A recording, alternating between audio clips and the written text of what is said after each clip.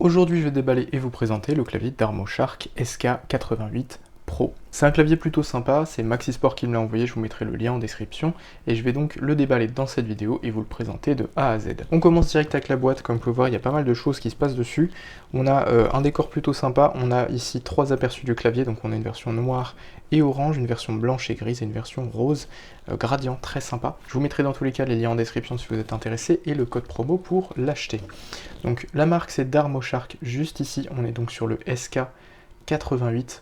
Donc c'est un clavier de triple mode, je vais tout vous présenter dans cette vidéo, on va directement l'ouvrir. N'hésitez pas à me dire ce que vous pensez du nouveau fond sombre ici, avant c'était clair, dites-moi si vous préférez ça ou plutôt l'ancien. À l'intérieur de la boîte, on a juste ici le petit manuel de démarrage rapide, donc SK88, le layout du clavier qui ici comme vous pouvez voir est en QWERTY ANSI, donc version américaine, c'est pas forcément un problème, je vais vous expliquer pourquoi dans la vidéo. On a juste ici les petites indications, donc c'est un clavier sans fil et filaire également, je vous présente tout ça dans la suite de la vidéo. Le manuel de démarrage rapide ici aussi, le câble juste ici, câble tout ce qu'il y a de plus classique, on a donc de l'USB vers de l'USB-C juste ici, et un adaptateur USB-C vers USB. Donc à mon avis c'est pour le receveur sans fil, ce sera du coup la sorte de rallonge slash câble de recharge, et au fond de la boîte le keycaps and switch puller, donc c'est la petite pince qui nous permettra de démonter le clavier. Et enfin le clavier juste ici. Donc très sympa, c'est un clavier donc en conception plastique ici, hein, ça sent tout de suite, c'est plus léger. L'avantage c'est que c'est aussi moins cher et plus facile à transporter. Alors donc ce clavier d'Armoshark SK88 Pro, c'est un clavier sans fil, en layout ANSI américain. Ici en version blanche, je rappelle il y a une version noire avec des accents orange et une version un petit peu plus claire avec des accents roses.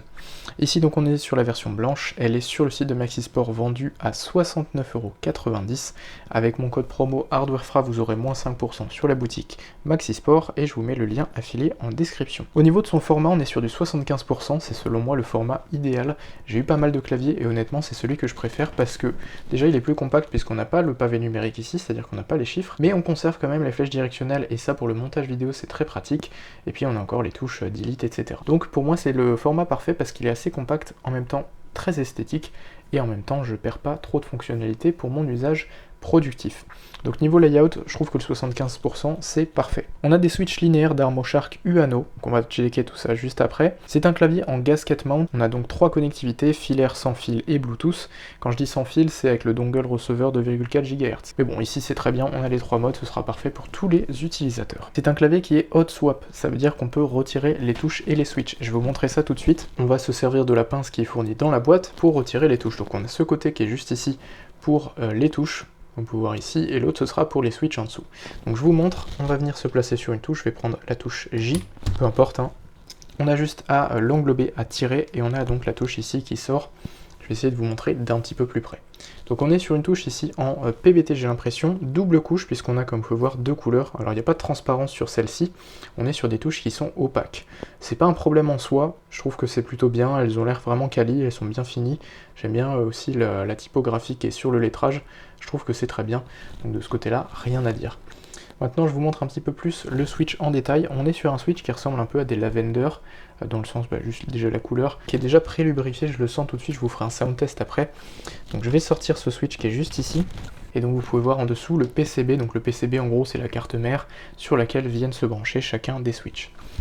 Je vous montre maintenant le switch en question, donc on est sur un bottom couleur lavande, c'est un switch donc mécanique comme vous pouvez voir, il y a les 2 petits pics juste là, les petits pics en cuivre.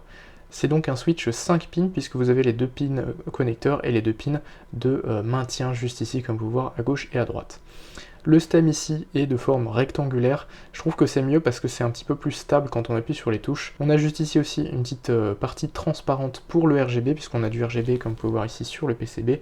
On a une petite LED ici, il y en a une par touche, donc il y en aura une sous chaque touche, et ça nous permettra de contrôler le RGB. L'avantage des claviers hot swap, c'est comme vous pouvez voir, j'ai retiré le switch très facilement, et pour le remettre c'est pareil, j'ai juste à me placer au-dessus du clavier, de son emplacement, et pousser tout simplement, et le switch est à nouveau en place. Donc très pratique si on veut nettoyer le clavier, changer un switch qui ne fonctionne plus, bref, très pratique, c'est indispensable d'avoir un clavier hot swap selon moi. par rapport au prix, franchement, je veux dire, on est sur un clavier à 69,90€ chez Maxisport, vous retirez 5% avec le code promo HardwareFra, c'est un prix super intéressant. Avoir un clavier hot swap à ce prix-là, je trouve que c'est quand même plutôt pas mal. Après, je vous ai déjà présenté beaucoup de claviers hot swap sur la chaîne, hein, donc il y en a des plus et des moins chers. Là, on est sur, je dirais, du milieu de gamme en termes de qualité, et en termes de prix aussi, donc je trouve que c'est plutôt le bon rapport qualité-prix si vous voulez un clavier plutôt sympa sans non plus complètement casser votre compte en banque. Autrement, ce clavier est plutôt bien conçu, on est globalement sur une conception en plastique. Je vous montre un petit peu plus en détail les caractéristiques physiques du clavier. Donc voilà, on est ici sur du gris très clair, très sympa, et les autres touches ici en blanc comme vous pouvez voir. On a juste là une LED d'activité, donc je suppose que ce sera pour voir le niveau de batterie, le mode de connectivité et potentiellement mettre du RGB si on le souhaite. À l'arrière, je vais vous montrer, on est sur une coque assez sympa esthétiquement. Ça reste très classique, hein, très basique, mais on est sur une coque un peu striée comme ça. On a le petit logo d'Armoshark, je ne sais pas si vous le verrez à la vidéo. On a aussi ici des patins antidérapants donc dans les quatre coins. Niveau, on va dire, rez-de-chaussée. Ensuite, on a un niveau 1 juste ici, donc premier étage, et un deuxième niveau si on veut rehausser encore plus le clavier. Donc au final, on a vraiment pas mal d'ajustabilité. Pareil, petit patin antidérapant sur chacun des niveaux, donc ça c'est cool. Faut savoir que le clavier, comme vous pouvez voir juste ici, est déjà, comme vous pouvez voir, incliné. Donc par défaut, vous aurez déjà une inclinaison. Après, c'est vraiment pour ceux qui veulent en rajouter, ça fera un niveau de plus et un deuxième niveau. Au niveau des switches, donc comme j'ai dit tout à l'heure, ce sont des switches linéaires, c'est-à-dire que c'est parfait pour le gaming, c'est silencieux, c'est vraiment très agréable, c'est vraiment super souple. Franchement, ceux-là sont très bien. Et maintenant, ce que je vais faire, c'est vous faire un sound test.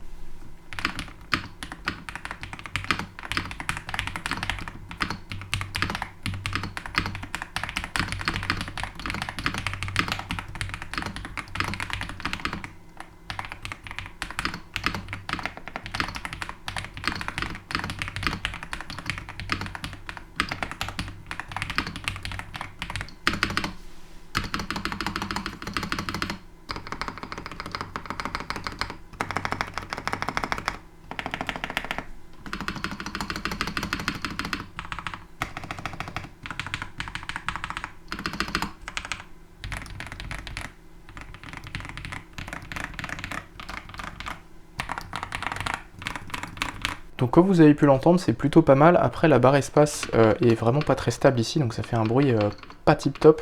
Les autres globalement sont plutôt bien stabilisés. Si je prends les grandes touches qui sont là, c'est pas trop mal, c'est pas non plus parfait, hein, ça reste un clavier entre guillemets pas trop cher. Donc c'est on va dire plutôt correct. Juste la barre espace qui peut être un peu améliorée ici, c'est pas forcément le mieux. Donc dites-moi ce que vous pensez du sound test que je viens de faire dans les commentaires. Je trouve que c'est plutôt correct.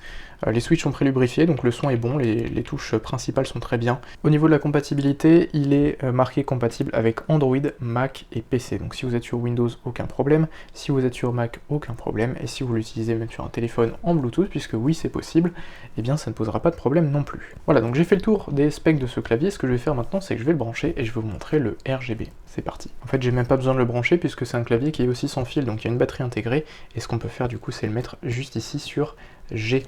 Et donc là, comme vous pouvez voir, le clavier s'allume et on a du RGB.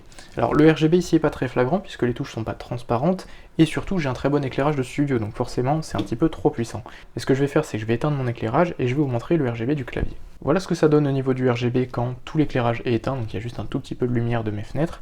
Autrement, bon, le RGB encore une fois est pas le plus puissant puisqu'on n'est pas sur des touches transparentes, il passe juste entre l'espace des touches, donc c'est voilà, un RGB plutôt discret.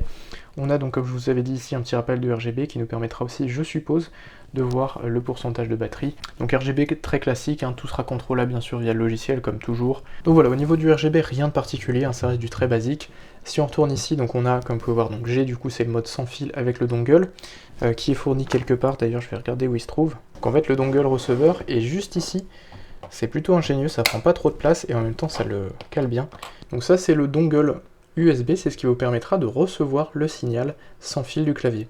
Si vous utilisez le clavier en filaire, vous pouvez laisser ça à son emplacement, on s'en fiche. Si vous l'utilisez par contre en sans fil, il vous faudra ce truc là, à l'exception du Bluetooth, qui est aussi du sans fil, mais c'est du Bluetooth, donc c'est complètement différent. Et du coup, si vous voulez utiliser le clavier en sans fil avec des bonnes performances, utilisez ce truc là, vous le branchez en USB sur votre PC ou votre tablette ou peu importe, et vous pourrez donc mettre le clavier en mode G pour l'utiliser. Donc moi je le range juste ici et ensuite on remet le petit truc, ça verrouille, c'est très bien pour le transport, ça c'est très pratique. On a donc l'USB type C pour la recharge et l'alimentation du clavier Et on a aussi donc le petit bouton ici, slider, avec les 3 modes. Donc B pour Bluetooth, assez logique, donc il s'affichera en Bluetooth, vous pourrez vous y connecter depuis votre téléphone, tablette, PC, ainsi de suite. Je rappelle, c'est le mode le plus lent, donc essayez d'utiliser plutôt les autres. Au milieu, juste ici, c'est le mode filaire, donc là si je branche l'USB, je pourrais l'utiliser en filaire comme un clavier classique. Et sur le G juste à droite, ça me permet d'utiliser le mode sans fil avec le receveur que je vous ai montré juste derrière. Voilà, donc j'ai fait le tour de la présentation de ce clavier SK88, merci à Maxisport de me l'avoir envoyé pour vous le présenter. Je rappelle, je vous mets le lien d'achat de ce clavier dans la description, n'oubliez pas d'appliquer le code promo -5% HardwareFra, je vous le mets aussi en description. N'hésitez pas à regarder mes autres vidéos de présentation de claviers, de souris, de casques et d'autres périphériques en général, ou même de montage PC, etc. sur la chaîne. Pense à t'abonner si ça t'a plu, like, commente, partage, et sur ce je te dis à très bientôt pour une nouvelle vidéo. Allez, ciao!